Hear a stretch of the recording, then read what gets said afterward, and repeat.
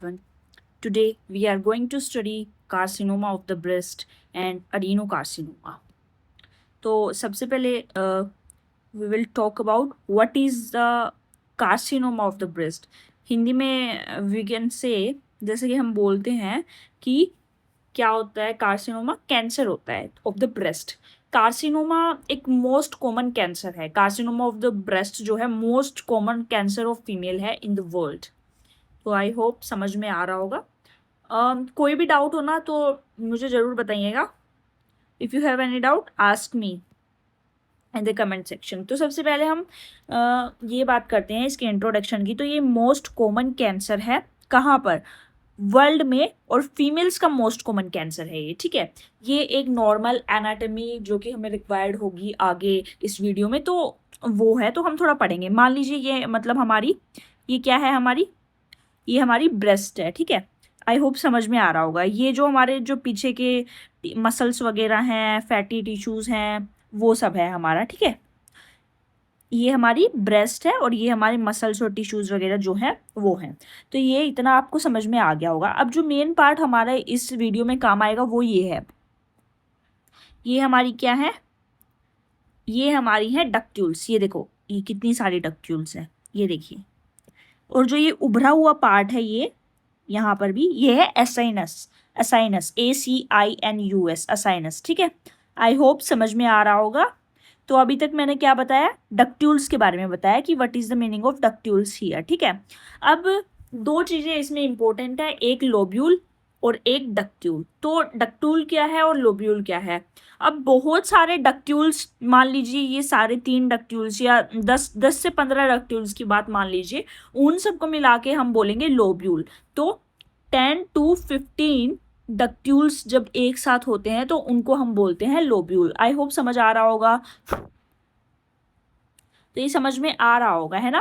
तो समझ आ गया ना, डक्ट्यूल्स क्या होता है, एक सिंगल. तो कार्सिनोमा है ना, 2 टाइप में हम डिवाइड करेंगे, डक्ट्यूलस और लोबुलर. लोबुलर कार्सिनोमा, लोबुलर में क्या होगा, बहुत सारे डक्ट्यूल्स होंगे. डक्ट्यूल्स में क्या होगा, एक सिंगल डक्ट्यूल होगा. तो ये समझ में आया होगा आपको. इसमें सबसे इंपॉर्टेंट जो क्वेश्चन पूछा जाता है एग्जाम में, ये एम्स के एग्जाम में पूछा गया है. जो टर्मिनल एग्जाम होते हैं ना एम्स का, उस और प्रोफेशनल एग्जाम्स में भी रिस्क फैक्टर्स के बारे में बहुत अच्छे से पूछा गया है. तो कम से कम 10-12 रिस्क फैक्टर लिखने हैं.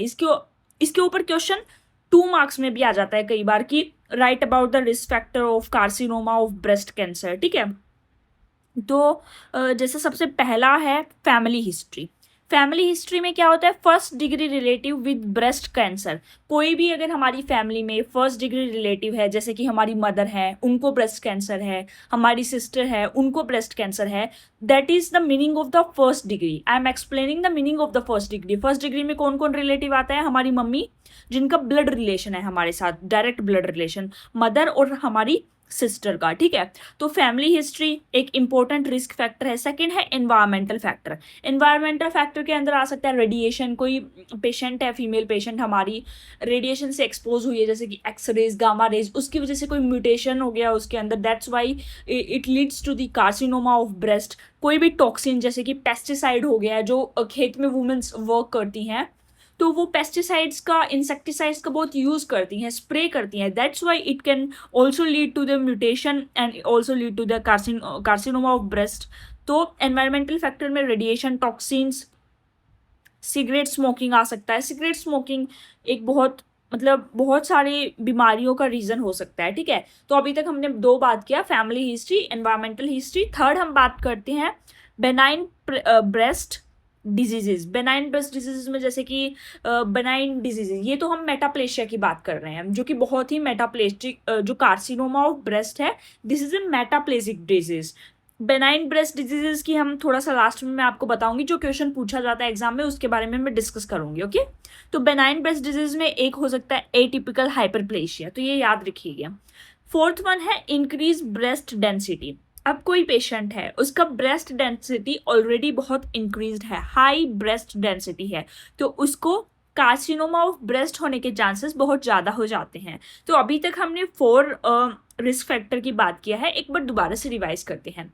फर्स्ट वन क्या था, family history, first degree relative. Second one क्या था, एनवायरमेंटल फैक्टर. ठीक है, थर्ड वन क्या था, बिनाइन ब्रेस्ट डिजीज जैसे कि एटिपिकल हाइपरप्लेशिया। फोर्थ वन क्या था, increase breast density. Fifth one की बात करते हैं तो एज, जैसे जैसे एज बढ़ती है वैसे वैसे risk of carcinoma of breast भी बढ़ता है, steadily increases as age advances. Okay, और अदर्स में क्या आ जाएगा, हाई फैट डाइट अगर कोई वुमन ले रही है, ओसीपीज यानी ओरल कॉन्ट्रासेप्टिव पिल्स ले रही है, दैट्स वाई हार्मोनल इम्बैलेंस होगा। ओसीपीज में एस्ट्रोजन होता है, एस्ट्रोजन ज़्यादा होता है तो कार्सिनोमा ऑफ ब्रेस्ट का जो रिस्क है वो भी बढ़ता है। अल्कोहल कंजप्शन अगर कोई वुमन कर रही है तो उस वजह से भी रिस्क फैक्टर हो सकता है ये भी, ठीक है। ज्योग्राफी, ज्योग्राफी में क्या आएगा, डाइट। अब पेशेंट कैसा डाइट ले रहा है, कई बार क्या ऐसा माना जाता है, आई डोंट नो कि इसका साइंटिफिक बेसिस है या नहीं, कि कैफीन से है ना रिस्क कम होता है ब्रेस्ट कैंसर का, I don't know, but I am just saying it कि बुक्स में काफ़ी सारी में लिखा हुआ है, तो इसकी कोई साइंटिफिक बेसिस है या नहीं, I don't know about this, but एक ऐसा बात बोला जाता है, ठीक है। दूसरा ब्रेस्ट फीडिंग, ये साइंटिफिकली प्रूव्ड है। ओके, ब्रेस्ट फीडिंग में ऐसा माना जाता है कि बहुत ज़्यादा बच्चे को अगर इंटेंसिव ब्रेस्ट फीड कराया जाता है तो उस टाइम क्या होता है ना, एस्ट्रोजन का लेवल कम होता है, प्रोजेस्टेरोन का लेवल फीमेल में ज़्यादा होता है, तो एक ये भी फैक्टर है कि ये प्रिवेंट कराता है ब्रेस्ट फीडिंग। अगर ज़्यादा कराएंगे हम तो पेशेंट रिस्क फैक्टर कम करता है कार्सिनोमा के लिए, ठीक है। रिप्रोडक्टिव पैटर्न जस्ट लाइक नली पैरिटी, अगर किसी वुमेन में नली पैरिटी एक भी उसको प्रेग्नेंट एक भी बार उसने कंसीव नहीं किया है तो उस टाइम पे उसको हायर रिस्क होंगे उस वुमेन के कंपैरिजन जिसने काफ़ी बार 2-3 बार कंसीव किया है, ठीक है। तो ये बात है। और एट्थ की बात करें तो रेस एंड एथनिसिटी, इसमें क्या होता है, BRCA1 BRCA2 जीन्स जो कि रिलेटेड होते हैं कैंसर से, तो ये एक और है।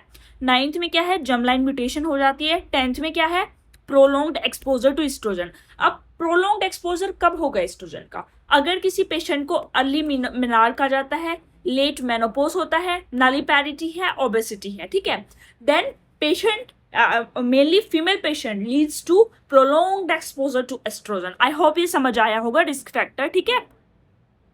अब बात करते हैं क्लासिफिकेशन की, तो ब्रेस्ट कैंसर को दो टाइप, नॉन इन्वेजिव और इन्वेजिव कार्सिनोमा में हम डिवाइड करते हैं। मैंने बताया था स्टार्टिंग में जो मैंने डायग्राम समझाया था, तो दो टाइप का होगा, डक्टल और लोबुलर। आई होप आप समझ चुके होंगे अच्छे से डक्ट्स क्या होती है, लोब्यूल्स क्या होते हैं, ठीक है। अब इन्वेजिव कार्सिनोमा का मतलब क्या है, tumour show penetration of the basement membrane, BM का मतलब है basement membrane, tumour show penetration of the basement membrane and infiltration into the stroma, और स्ट्रोमा जो आसपास का होता है उसमें भी इनफिल्ट्रेट हो गई है हमारी, जो मेटास्टेसिस हो गई है हमारी कार्सिनोमा की, तो वो जो कार्सिनोमा है वो कहलाएगा invasive carcinoma. I hope it is crystal clear. Now comes to the diagnosis, there are triple technique for the diagnosis. Palpitation यानी फिजिकल एग्जामिनेशन या क्लिनिकल एग्जामिनेशन हम सबसे पहले पेशेंट का करेंगे। नंबर सेकंड इज मेमोग्राफी, जैसे एक्सरेज होते हैं उसी टाइप के लिए स्पेशल रेडिएशन की हेल्प से मेमोग्राफी किया जाता है, एक्सरेज टाइप का ही कुछ लिया जाता है ब्रेस्ट का, ठीक है। तो ये सेकंड वन है। FNAC बहुत इंपॉर्टेंट है, बहुत बार सुना भी होगा, इसका डेफिनेशन भी लिखना है, इसके बारे में भी थोड़ा सा लिखना है। FNAC क्या होता है, फाइन नीडल एस्पायरेशन साइटोलॉजी, तो हम ब्रेस्ट से जहाँ पर हमारा लंप है वहाँ पे एक नीडल डालेंगे स्टेराइल तरीके से। नीडल डालने के बाद हम क्या करेंगे, वहाँ पे उसको टू और फ्रो मोशन ऐसे ऐसे करके उसको अच्छे से चलाएंगे नीडल को, ठीक है, जिससे कि कुछ सेल्स यहाँ पर शेड आउट हो जाएंगे और उसको हम इससे एस्पायरेट कर लेंगे नीडल से, ठीक है, और उसका फिर हम है ना साइटोलॉजिकल स्टडी करेंगे। तो एक ये बेस्ट मेथड है FNAC, ठीक है। अब आप बात करते हैं हमारे ब्रेस्ट कार्सिनोमा के क्लासिफिकेशन की, तो TNM क्लासिफिकेशन बहुत इंपॉर्टेंट है, काफ़ी बार एग्जाम्स में अकेला भी पूछ लिया जाता है कि right about the TNM classification of breast cancer, ठीक है। तो T से क्या होता है, ट्यूमर साइज, ये T4 तक होता है, T1 T2 T3 T4। T1 क्या होता है, tumour size less than 2 centimetre. T2 में क्या होगा, 2 to 5 सेंटीमीटर। T3 में क्या होगा, मोर देन 5 सेंटीमीटर। T4 में क्या होगा, ट्यूमर एक्सटेंड टू स्किन और चेस्ट वॉल, ये इंपॉर्टेंट है, लिख दीजिएगा, ये सब लिखना आएगा, ठीक है। L से TLM बोला था ना मैंने, T से तो ट्यूमर साइज हो गया, L से क्या होगा, लिम्फ नोड, कौन सा लिम्फ नोड इन्वॉल्व है। N0 का मतलब नो लिम्फ नोड मेटास्टेसिस, कोई भी इन्वॉल्व नहीं है। N1 का मतलब है metastasis to ipsilateral movable axillary lymph nodes, ये लिखना है आपको, ipsilateral movable axillary lymph node. N2 में क्या होता है, metastasis to ipsilateral fixed axillary nodes, इसमें मूवेबल था, इसमें क्या है फिक्स्ड एक्सिलरी नोड्स। N3 में क्या होता है infraclavicular supraclavicular lymph node involvement. Okay, I hope समझ में आ रहा होगा। एम से क्या होता है मेटास्टेसिस, मेटास्टेसिस का मतलब क्या होता है M0 का मतलब है नो डिस्टेंट मेटास्टेसिस, एक जगह से दूसरी जगह पे कैंसर का इन्वेजन नहीं हुआ है, that is the meaning of the metastasis, कि हमारा जो ट्यूमर है वो हो सकता है ब्रेक होकर एक जगह से दूसरी जगह पे जाके मतलब चला गया हो, तो ऐसा नहीं हुआ है M0 के अंदर। M1 में क्या हुआ है डिस्टेंट मेटास्टेसिस, एक ऑर्गन से दूसरे ऑर्गन ट्रेवल कर चुका है वो, ठीक है। अब ये है कि कौन से स्टेज का कैंसर है, stage 1, stage 2, stage 3, stage 4। Stage 1 में क्या होगा T1 N0 M0 early cancer, ये क्यूरेबल है, ठीक है। T2 में क्या होगा T1 N1 M0, या ये भी हो सकता है T2, ठीक है, N0 M0 अर्ली कैंसर, ठीक है। और थर्ड वाला क्या होता है लोकली एडवांस, 1 और 2 के कंपैरिजन में अगर हम थर्ड वाले को देखें तो ये एडवांस ब्रेस्ट कैंसर है, ठीक है। इसको हम ऑपरेट करेंगे, पर इसके साथ साथ कीमोथेरेपी वगैरह का भी हम हेल्प करते हैं, मतलब सहारा लेते हैं, we will use them. Okay, T4 बहुत मेटास्टेसिस होता है, M1 आ चुका है ना यहाँ पे, अभी तक हमने देखा था M0 चल रहा था, बट फोर्थ वाले स्टेज में M1 आ गया जो कि नॉट क्यूरेबल है, इनऑपरेबल है, और पैलिएटिव केयर ही हम पेशेंट को दे सकते हैं। अब पैलिएटिव केयर के बारे में भी हम पढ़ेंगे, नर्सिंग में इसके बारे में काफ़ी पढ़ाया जाता है, MBBS में तो आई डोंट नो, मतलब बट नर्सिंग में है ना इसका अलग से मॉड्यूल भी होता है पैलिएटिव केयर का, तो काफ़ी ज़्यादा मतलब नर्सिंग जो प्रोफेशन है उसमें इसके ऊपर काफ़ी जोर दिया जाता है पैलिएटिव केयर के ऊपर। तो ये एक ऐसी केयर होती है जो कि एंड ऑफ लाइफ या टर्मिनल इलनेस के केस में पेशेंट को दिया जाता है, ठीक है। और काफ़ी बार डिफरेंस भी पूछा जाता है पैलिएटिव केयर और हॉस्पाइस केयर, वैसे अभी हम पैथोलॉजी की बात कर रहे हैं तो ये सब इनफ है जो मैंने अभी आपको बताया। Now comes to the most important, pathology में मॉर्फोलॉजी जरूर पूछी जाती है किसी भी डिजीज कंडीशन की, तो मॉर्फोलॉजी के अंदर हम 2 पॉइंट्स लिखते हैं, ग्रोस और माइक्रोस्कोपी, ठीक है। तो now comes to the gross, gross क्या होता है, अब ये हार्ड होगी, पेनलेस लंप होगा, ठीक है। जब हम है ना इसको फिजिकल एग्जामिनेशन करेंगे, खुद से भी कर सकते हैं, सेल्फ भी कर सकते हैं, और हमारे डॉक्टर हमारे फिजिशियन भी कर सकते हैं। हार्ड और पेनलेस लंप प्रेजेंट होगा ब्रेस्ट में, lump is irregular in shape, okay, SHAPE, ये थोड़ा स्पेलिंग मिस्टेक है। The margins are not well defined, unclear edges होंगे, मार्जिन्स जो है वो नॉट वेल डिफाइंड है। On cutting the lump it appears grey white दिखेगा, एंड फील्स फर्म, फर्म मतलब थोड़ा हार्ड सा फील होगा, बिकॉज ऑफ फाइब्रोसिस, क्योंकि वहां पर फाइब्रोसिस होना स्टार्ट हो गया है। The skin over the lump में शो डिम्पलिंग और प्यूडी ऑरेंज, मतलब जो ऑरेंज पिल होती है ना हमारी, जो संतरे के छिलका होता है उस टाइप कलर का अपीयरेंस हमको शो करेगा, हम लिखेंगे इसको पक्का, प्यूडी ऑरेंज कलर का अपीयरेंस शो करेगा, ठीक है। द निप्पल में be pulled inward, nipple retraction हो जाएगा, कॉमनली क्या होता है ना जो निप्पल्स होती है वो आउटवर्ड पुल्ड होती है, तो इनवर्ड नहीं होती है, बट इस केस में क्या हो जाएगा जब हमें कार्सिनोमा ऑफ ब्रेस्ट होगा तो पुल्ड इनवर्ड हो जाएंगी निप्पल, ठीक है। On cut section they produce a characteristic grating sound, जैसे कि similar to cutting a unripened pear, ठीक है। अब ये तो हमारे थे ग्रोस, ठीक है। अब now comes to the microscopic features, the normal breast cells are replace by cancer malignant cells. Cancer cells क्या होंगे, डिफरेंट इन साइज होंगे, शेप होंगे, जिसको हम बोलेंगे प्लियोमॉर्फिज्म। हाइपरक्रोमैटिक न्यूक्लियाई हमें दिखेंगे, हाइपरक्रोमैटिक मतलब डार्क और लार्ज इरेगुलर न्यूक्लियाई हमें दिखेंगी। The cells divide very fast, so many mitotic, mitotic आएगा यहाँ पर, ठीक है, mitotic figures are seen. There is fibrous tissue desmoplasia around the tumour making it hard, fibrous tissue replacement हो जाएगा, मतलब tissue replacement, fibrous tissue replacement हो जाएगा, डेस्मोप्लेशिया जिसे हम बोलते हैं। कैंसर सेल्स में also be seen in lymphatic और ब्लड वेसल्स, क्योंकि मेटास्टेसिस हो जाएगा तो ये दिखेंगी हमें। और बात करें इसके स्प्रेड की तो ये लिम्फ वेसल्स की हेल्प से, ब्लड वेसल्स की हेल्प से, मतलब हिमेटोजेनिक स्प्रेड और लिम्फेटिक स्प्रेड जो होता है उधर स्प्रेड करती है एक जगह से दूसरी जगह। तो ये अगर हमें ब्लड में मिल रहा है, ब्लड वेसल्स में, लिम्फेटिक वेसल्स में, तो इसका मतलब है मेटास्टेसिस कर चुकी है, ट्यूमर स्प्रेड कर चुकी है। The tumour cell are arranged in nest, cords and glands, okay. I hope ये समझ में आया होगा, बहुत इंपॉर्टेंट है, पूछा जाता है एग्जाम में बहुत बार, PYQs अगर आप देखेंगे ना बहुत बार पूछा गया है। Now comes to the benign carcinoma, जिसको हम बोलते हैं फाइब्रोएडिनोमा, ओके। तो फाइब्रोएडिनोमा क्या है भाई, it is a benign cancer, benign cancer of, it is a benign cancer of breast, okay, it is a benign cancer of breast, ठीक है। तो अभी तक हमने कार्सिनोमा ऑफ ब्रेस्ट पढ़ा था जो कि मैलिग्नेंट है। फाइब्रोएडिनोमा ये भी पूछा जाता है। अभी प्री प्रोप एग्जामिनेशंस में, pre professional examination AIIMS Raipur के, उसमें पूछा गया था फाइब्रोएडिनोमा वाला, ठीक है।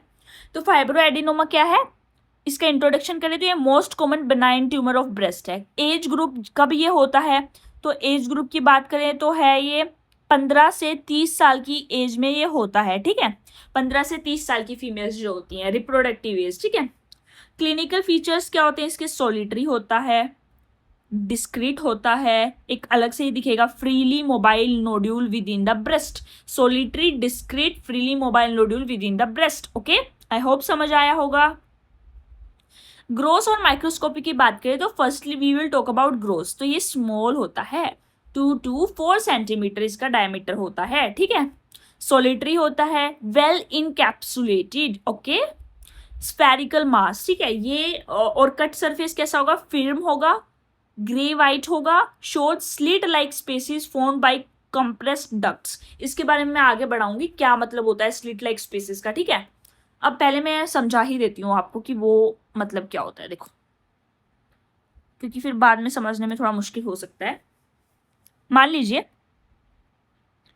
ये हमारी ब्रेस्ट है, 2 डायग्राम मैंने बनाए हैं, ठीक है। मान लीजिए ये हमारी ब्रेस्ट है, ये हमारी डक्ट्यूल्स हैं, बहुत सारी डक्ट्यूल्स हैं हमारी, समझ आ रहा होगा। ये हमारा स्ट्रोमा है बहुत सारा, ये क्या है, हमारा स्ट्रोमा है। तो ये हमारी डक्ट्यूल्स हैं, ये हमारा स्ट्रोमा है, ये पूरा हमारा ब्रेस्ट का एक डायग्राम है।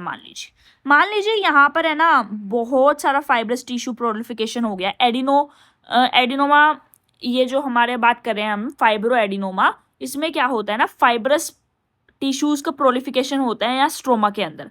तो अब ये जो हमारी डक्ट्यूल्स हैं ये कंप्रेस होंगी, ये क्या होंगी, कंप्रेस होंगी। ये जो है हमारी डक्ट्यूल्स ये क्या होंगी, कंप्रेस होगी। तो ये बहुत छोटी बन जाएगी, ऐसी स्लिट लाइक बन जाएंगी, स्लिट लाइक, ठीक है। तो मैंने यहां पर लिखा है ना slit like spaces formed by compressed ducts, ठीक है। आई होप समझ में आ रहा होगा। ठीक है, समझ आया होगा आई होप। अब दोबारा से, और इसमें है ना ऐसा जरूरी नहीं है कि हमेशा कंप्रेस ही हो, कई बार क्या होता है ये आउटवर्ड भी पुल हो सकती हैं। ये तो इनवर्ड पुलिंग था, कभी कभी आउटवर्ड पुलिंग भी हो सकता है, ठीक है। अगर आउटवर्ड पुल होगा तो ये डायलेटेड दिखेंगी हमको, क्या दिखेंगी हमें, डायलेटेड दिखेंगी, ठीक है। तो अब हम माइक्रोस्कोपी की बात करते हैं, ये समझ आएगा तभी माइक्रोस्कोपी समझ आएगा, अगर नहीं आया है तो कमेंट सेक्शन में दोबारा से पूछिएगा, मैं दोबारा बताऊंगी। माइक्रोस्कोपी में क्या है, 2 टाइप्स होते हैं, intracanalicular, pericanalicular. Intracanalicular में क्या होता है, स्ट्रोमा कंप्रेस डक्ट्स, कंप्रेशन हो जाएगा, ducts are reduce to slit like clefts, जैसे कि मैंने दिखाया डायग्राम में, lined by ductal epithelium. Pericanalicular में क्या होगा, encircling masses of fibrous stroma, मतलब फाइब्रस स्ट्रोमा सराउंड करेगा पैटेंट और डायलेटेड डक्ट्स को, क्योंकि वो आउटवर्ड पुलिंग हो रही है। तो आई होप ये सब आपको समझ में आ गया होगा। Please if you have any doubt ask me in the comment section, it is very important. अगर डाउट्स नहीं पूछेंगे तो प्रॉब्लम सोल्व कैसे होगी, हमारे कॉन्सेप्ट जो है क्लियर कैसे होंगे। तो थैंक यू सो मच। अगर नेक्स्ट टॉपिक कोई भी चाहिए तो मुझे कमेंट में जरूर बताइएगा। Thank you so much.